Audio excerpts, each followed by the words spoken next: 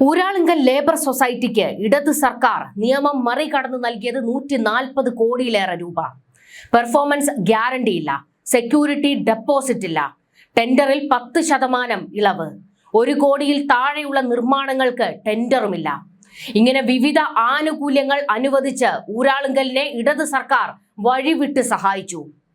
ഇത്ര വലിയ അഴിമതി ആരോപണം നേരിടുന്ന കമ്പനിക്ക് എന്ത് അന്വേഷണം നടത്തിയതിന്റെ അടിസ്ഥാനത്തിലാണ് VD സതീശൻ സർക്കാർ ക്ലീൻ ചിറ്റ് നൽകിയിരിക്കുന്നത്? സതീശന് നേരെ ഇപ്പോൾ വലിയ പ്രതിഷേധം ശക്തമാകുന്നു. CPMന്റെ അഴിമതി കോട്ടയിൽ കയറാൻ പൂക്കി മുഖ്യമന്ത്രിക്ക് മുട്ടുവിറയ്ക്കുന്നോ എന്ന് വിമർശനം. മികച്ച സ്ഥാപനമാണ് ഊരാളുങ്കൽ, അതിലൊരു തർക്കവുമില്ല, അത് തകർക്കാനും പാടില്ല. പക്ഷെ അതിന്റെ മറവിൽ നടന്നിട്ടുള്ള എല്ലാ അഴിമതികളും അത് അന്വേഷിക്കണം, അഴിമതി നടന്നിട്ടുണ്ടെങ്കിൽ കണ്ടെത്തണം, കുറ്റക്കാർക്കെതിരെ നടപടിയെടുക്കണം എന്നുള്ള ആവശ്യം ശക്തമാകുന്നു. പിണറായി സർക്കാരിന്റെ അഴിമതി പണം പാർക്ക് ചെയ്യുന്ന ഇടമാണ് ഊരാളുങ്കൽ എന്ന് വാദിച്ചവർ അധികാരത്തിലെത്തിയപ്പോൾ അവർക്ക് മാലയിട്ട് കൈ കൊടുക്കുന്നു എന്നാണ് ഇപ്പോൾ പരിഹാസം ഉയരുന്നത്. കഴിഞ്ഞ ഇടതു ഭരണകാലത്ത് AI ക്യാമറ വിവാദം, K-ഫോൺ, ആഗോള അയ്യപ്പ സംഗമത്തിന്റെ നിർമ്മാണ കരാർ എന്നിവയിലെല്ലാം ഊരാളുങ്കൽ സൊസൈറ്റിയെ പ്രതിക്കൂട്ടിൽ നിർത്തി UDF വൻ അഴിമതി ആരോപണങ്ങൾ ഉയർത്തിയിരുന്നു. കേരളത്തിലെ അഴിമതിയുടെ ലാഭവും കമ്മീഷനും പാർക്ക് ചെയ്യുന്ന ഇടമായി സൊസൈറ്റി മാറിയെന്നും ഇതിലൂടെ സംസ്ഥാന ഖജനാവ് കൊള്ളയടിക്കുകയാണെന്നും അന്ന് പ്രതിപക്ഷ നേതാവായിരുന്ന VD സതീശൻ ആവർത്തിച്ച് കുറ്റപ്പെടുത്തിയിരുന്നല്ലോ.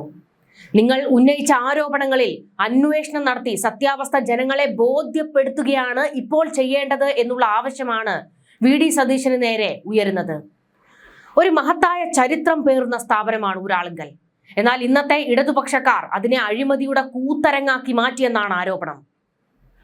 കേരള നവോത്ഥാന നായകനായ വാഗ്ഭടാനന്ദ ഗുരുവിന്റെ നേതൃത്വത്തിൽ 1925 ഫെബ്രുവരി 13-നാണ് 14 ചെറുപ്പക്കാർ ചേർന്ന് ഊരാളുങ്കലിന് ജന്മം നൽകിയത്. അന്നത്തെ അയിത്തവും ചൂഷണവും നേരിടാൻ സ്വന്തം അധ്വാനം മാത്രം മൂലധനമാക്കി പ്രവർത്തനം ആരംഭിച്ച പ്രസ്ഥാനം.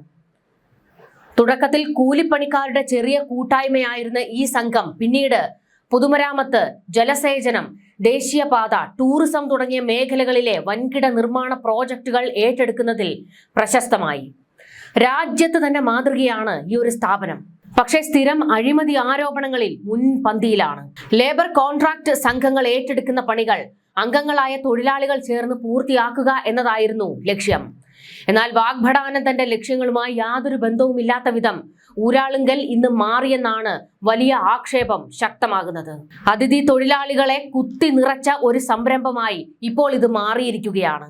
മറ്റു കരാറുകാർക്കില്ലാത്ത ഒട്ടേറെ ആനുകൂല്യങ്ങൾ ഊരാളുങ്കലിന് ലഭിക്കുന്നതായി കേരള ഗവൺമെന്റ് കോൺട്രാക്ടേഴ്സ് അസോസിയേഷൻ സംസ്ഥാന പ്രസിഡന്റ് വർഗീസ് കണ്ണമ്പള്ളി ആരോപണം ഉന്നയിക്കുന്നു. നേരത്തെ ലേബർ കോൺട്രാക്ടേഴ്സ് സൊസൈറ്റികൾക്ക് അനുവദിക്കുന്ന കരാറുകൾക്ക് പരിധി ഉണ്ടായിരുന്നു. ഒന്നാം പിണറായി സർക്കാരിന്റെ കാലത്ത് ഇത് 25 കോടിയിൽ നിന്നും 100 കോടി രൂപയാക്കി ഉയർത്തി. 2021-ൽ ഇത് 200 കോടിയാക്കി. 2022-ൽ 500 കോടിയാക്കി. നിലവിൽ പരിധികൾ ഒന്നുമില്ലാതെയാണ് ഊരാളുങ്കലിന് കരാറുകൾ ലഭിക്കുന്നത്. കമ്പനിക്ക് താങ്ങാൻ കഴിയുന്നതിലും അധികം കരാറുകൾ ലഭിച്ചതിനാൽ പല പദ്ധതികളും ഇഴയുകയാണെന്ന് പൊതുമരാമത്ത് മന്ത്രി PK ബഷീർ നിയമസഭയിൽ തന്നെ വ്യക്തമാക്കിയതാണ്. നിർമ്മാണ കാലാവധി കഴിഞ്ഞിട്ടും എങ്ങുമെത്താത്ത പദ്ധതികൾ വൻ സാമ്പത്തിക നഷ്ടമാണ് സർക്കാരിന് വരുത്തിവെക്കുന്നത്. അതിനാൽ ഊരാളുങ്കലിൽ നിന്ന് നഷ്ടപരിഹാരം ഈടാക്കണമെന്ന ആവശ്യമാണ് ഇപ്പോൾ ശക്തമാകുന്നത്. ചെറുകിട കരാറുകാരുടെ സഹകരണ സംഘങ്ങൾക്ക് പോലും യാതൊരു സൗജന്യവും സർക്കാർ നൽകുന്നില്ല. ഊരാളുങ്കലിന്റെ നിർമ്മാണ പദ്ധതികളിൽ മരാമത്ത് എഞ്ചിനീയർമാരുടെ മേൽനോട്ടം കുറവാണെന്ന ആരോപണവുമുണ്ട്. പലതിലും മേൽനോട്ടം ഊരാളുങ്കലിന്റെ എഞ്ചിനീയർമാർ നേരിട്ടാണ് നടത്തുന്നത്. അതിനാൽ ഗുണനിലവാരത്തിലും സംശയമുണ്ട്. അതുകൊണ്ട് തന്നെ ഊരാളുങ്കലിന്റെ പദ്ധതികളിൽ അന്വേഷണം വേണമെന്ന് ലേബർ സൊസൈറ്റി എന്ന നിലയിൽ നൽകിയ ആനുകൂല്യങ്ങൾ തിരിച്ചുപിടിക്കണമെന്നുമുള്ള ആവശ്യമാണ് ഇപ്പോൾ ഉയരുന്നത്. മറ്റു കമ്പനികൾക്കൊന്നും ഒരു പ്രയോറിറ്റിയും കൊടുക്കാതെ എല്ലാം ഊരാളുങ്കലിന് തന്നെ കൊടുക്കുകയാണ്. ഊരാളുങ്കലിന്റെ മുൻപിൽ പദ്ധതികൾ ഇങ്ങനെ കെട്ടിക്കിടക്കുകയാണ്. അവർക്ക് സമയം പോലുമില്ല ഇത് ചെയ്തു തീർക്കാൻ. എന്നാലും മറ്റ് കരാർ കമ്പനികൾക്കൊന്നും തന്നെ കരാർ കൊടുക്കുകയുമില്ല. എല്ലാം ഊരാളുങ്കലിന് തന്നെ കൊടുക്കുകയായിരുന്നു പിണറായി സർക്കാരിന്റെ കാലത്ത് എന്നാണ് വലിയ വിമർശനവും ആരോപണവും ഉയരുന്നത്. പിണറായി സർക്കാരിന്റെ അഴിമതിയുടെ മർമ്മസ്ഥാനവും പ്രഭവ കേന്ദ്രവും ഊരാളുങ്കൽ എന്നായിരുന്നു പ്രതിപക്ഷത്തിരുന്നപ്പോൾ കോൺഗ്രസിന്റെയും UDFന്റെയും ആരോപണം. പ്രതിപക്ഷത്തായിരുന്ന സമയത്ത് ഊരാളുങ്കൽ സൊസൈറ്റിക്കെതിരെ ക്രമക്കേട് ആരോപണം ഉന്നയിച്ചെങ്കിലും ഭരണത്തിലേറിയപ്പോൾ ഇപ്പോൾ നിലപാട് മാറ്റി. നിയമസഭാ തെരഞ്ഞെടുപ്പിന് തൊട്ടു മുൻപ് AICC general secretary KC Venugopal നടത്തിയ വാർത്താ സമ്മേളനത്തിൽ മോദിക്ക് അദാനി എങ്ങനെയാണോ അതുപോലെയാണ് പിണറായിക്ക് ഊരാളുങ്കൽ എന്നായിരുന്നു ആരോപണം ഉന്നയിച്ചത്. കേരളത്തിൽ ഏറ്റവും അധികം അഴിമതികൾ നടത്തിയത് പിണറായി സർക്കാരാണെന്നും അഴിമതിയുടെ എല്ലാം പ്രഭവ കേന്ദ്രവും മർമ്മസ്ഥാനവും ഊരാളുങ്കലാണെന്നും KC വേണുഗോപാൽ വിമർശിച്ചു. കരാറുകൾ ടെൻഡർ ഇല്ലാതെ ഊരാളുങ്കലിന് നൽകി കോടികളാണ് CPM സമ്പാദിച്ചതെന്നും എല്ലാ ഇടപാടുകളും UDF സർക്കാർ അന്വേഷിച്ച് ഉത്തരവാദികളെ കൊണ്ട് മറുപടി പറയിച്ചിരിക്കുമെന്നും കോൺഗ്രസ് ഉറപ്പ് നൽകിയതാണ്. എന്നിട്ടും ഭരണപക്ഷത്ത് ഏറിയിട്ടും ഇവർക്ക് ഊരാളുങ്കലിനെതിരെ ചെറുവിരൽ അനക്കാൻ കഴിയുന്നില്ല.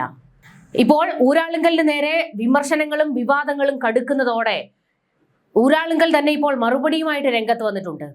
CPMന് പണം കൊടുക്കലും കള്ളപ്പണം വെളുപ്പിക്കലുമല്ല തങ്ങളുടെ ജോലിയെന്ന് ഊരാളുങ്കൽ ലേബർ കോൺട്രാക്ട് കോഓപ്പറേറ്റീവ് സൊസൈറ്റിയുടെ പ്രതികരണം.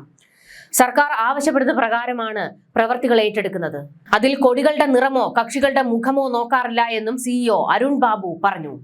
ഊരാളുങ്കൽ ലേബർ സൊസൈറ്റിയുമായി ബന്ധപ്പെട്ട ചോദ്യങ്ങൾക്ക് നിയമസഭയിൽ ചർച്ച ചെയ്യപ്പെട്ടതിനോടായിരുന്നു പ്രതികരണം. സർക്കാർ ഏൽപ്പിക്കുന്ന ജോലികളാണ് ഞങ്ങൾ ചെയ്യുന്നത്. എൻഫോഴ്സ്മെന്റ് ഡയറക്ടറേറ്റ് ഒരു തവണ എല്ലാം അരിച്ചു പെറുക്കി പോയതാണ്. അവർക്കോ മറ്റ് ഏത് ഏജൻസികൾക്കോ ഇനിയും അന്വേഷിക്കാം. ഇപ്പോൾ ഊരാളുങ്കൽ വിഷയം രാഷ്ട്രീയമായി കുത്തിപ്പൊക്കുന്നവരോട് പറയാനുള്ളത് ഇടതുപക്ഷ സർക്കാരിനേക്കാളും വലിയ പ്രോജക്റ്റുകൾ തന്നത് UDF സർക്കാരാണ്. അതായത് ഉമ്മൻചാണ്ടിയുടെ കാലത്താണ് വമ്പൻ പദ്ധതികളെല്ലാം സൊസൈറ്റിയെ ഏൽപ്പിച്ചതെന്നും അരുൺ പ്രതികരിച്ചു. ഒരു മാധ്യമത്തിന് നൽകിയ അഭിമുഖത്തിലായിരുന്നു അരുൺ ഇങ്ങനെ പ്രതികരിച്ചത്. വഴിവിട്ട രീതിയിൽ എന്തെങ്കിലും ഉണ്ടെങ്കിൽ ഭയപ്പെട്ടാൽ മതിയല്ലോ. സോഷ്യൽ മീഡിയയിലൂടെ വാർത്തകൾ പടച്ചുവിടുന്നതിനൊക്കെ മറുപടി പറയാൻ കഴിയില്ല. ഞങ്ങൾ വേണ്ട എന്ന് പറഞ്ഞിട്ടും ഞങ്ങളെ ഏൽപ്പിച്ച പ്രവൃത്തികളാണ് പലതും. വയനാട് പുനരധിവാസ പദ്ധതി നേരിട്ട് എടുക്കാൻ ഊരാളുങ്കൽ തയ്യാറല്ലായിരുന്നു. മറ്റുള്ളവരെ കൂടി ഉൾപ്പെടുത്തി ടെൻഡർ ക്ഷണിക്കാനായിരുന്നു ഞങ്ങൾ ആവശ്യപ്പെട്ടത്. എന്നാൽ വരുന്നവരെല്ലാം ഒരു കണക്ക് ബോധിപ്പിക്കും എന്നല്ലാതെ പണി പാതി വഴിയിൽ നിന്ന് പോകുമെന്ന് ഭയപ്പെട്ടാണ് ഊരാളുങ്കൽ ലേബർ സൊസൈറ്റിയെ ആ പദ്ധതി ഏൽപ്പിച്ചത്.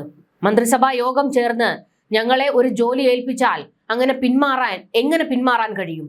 ഒരു സൊസൈറ്റി എന്ന നിലയിൽ 10% പ്രവർത്തികൾക്ക് ഞങ്ങൾക്കാണ് പ്രഥമ പരിഗണന ലഭിക്കാറുള്ളത്. അത് പക്ഷേ എല്ലാ തലത്തിലുള്ളവർക്ക് വേണ്ടി ഞങ്ങൾ പ്രവർത്തിക്കുന്നത് കൊണ്ടാണെന്നും അരുൺ ബാബു പറഞ്ഞു. Uralungal labour contract cooperative society എന്ന് പറയുന്നത് 5000-ലേറെ അംഗങ്ങളും 12,000-ലേറെ തൊഴിലാളികളും ഉൾപ്പെടുന്ന ഒരു പ്രസ്ഥാനമാണ്. അംഗങ്ങളിൽ എല്ലാ പാർട്ടികളിൽപ്പെട്ടവരും ഉണ്ട്. പ്രവർത്തികൾ ഏറ്റെടുക്കുന്നതിന്റെ പേരിൽ സൊസൈറ്റിയിലെ ഒരു മെമ്പറും കോടീശ്വരനായിട്ടില്ല. അത് ആർക്ക് വേണമെങ്കിലും പരിശോധിക്കാം. അത് മാത്രമല്ല, ലാഭവിഹിതം താഴേക്കിടയിലേക്കുള്ള അംഗത്തിലേക്ക് പോലും കൃത്യമായി എത്തുന്നുണ്ട്.